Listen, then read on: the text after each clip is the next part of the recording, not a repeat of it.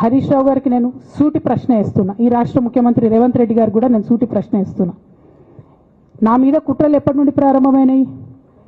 ఎప్పుడైతే హరీష్ రావు గారు రేవంత్ రెడ్డి గారు ఒకే ఫ్లైట్లో హైదరాబాద్ నుండి ఢిల్లీకో, ఢిల్లీ నుండి హైదరాబాద్లో ఒకే ఫ్లైట్లో వాళ్ళిద్దరు ప్రయాణం చేసి వచ్చినప్పుడు హరీష్ రావు గారు రేవంత్ రెడ్డి గారు కాలు పట్టుకొని సరెండర్ అయినాక ఈ కుట్రలు స్టార్ట్ అయినాయి, నా మీద ఈ స్టోరీలు స్టార్ట్ అయినాయి, మా కుటుంబాన్ని విడగొట్టాలనేటటువంటి కుట్ర స్టార్ట్ అయింది. నేను ఛాలెంజ్ చేస్తూ ఉన్నా, రేవంత్ రెడ్డి గారు మీరు చెప్పండి, ఆ ప్రయాణం జరిగిందా జరగలేదా? హరీష్ రావు గారు మీరు చెప్పండి, ఒకే ఫ్లైట్లో మీరు రేవంత్ రెడ్డి గారితో కలిసి వచ్చిండ్రా రాలేదా? ఆ తర్వాత నుండే నా మీద ఈ కుట్రలు జరుగుతున్నాయా లేదా? సరెండర్ అయింది మీరు. ప్రతి ఒక్క విషయంలో దాదాపు ఒక 7-8 ఇష్యూస్ ఉన్నాయి, ఇన్సిడెంట్స్ ఉన్నాయండి.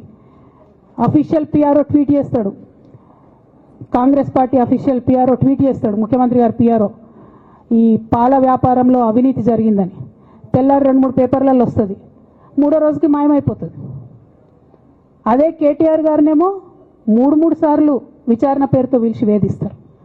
అంటే కేసీఆర్ కుటుంబం నికార్స్గా బరిగీసుకొని కాంగ్రెస్ పార్టీతో రేవంత్ రెడ్డి కొట్లాడుతున్నాం కాబట్టి మా మీదనేమో కుట్రలు జరుగుతాయి, మా మీదనేమో కేసులు పెడతారు. మీ మాత్రం 1 or 2 days హెడ్లైన్స్ వస్తే తర్వాత న్యూస్ గాయబవుతుంది.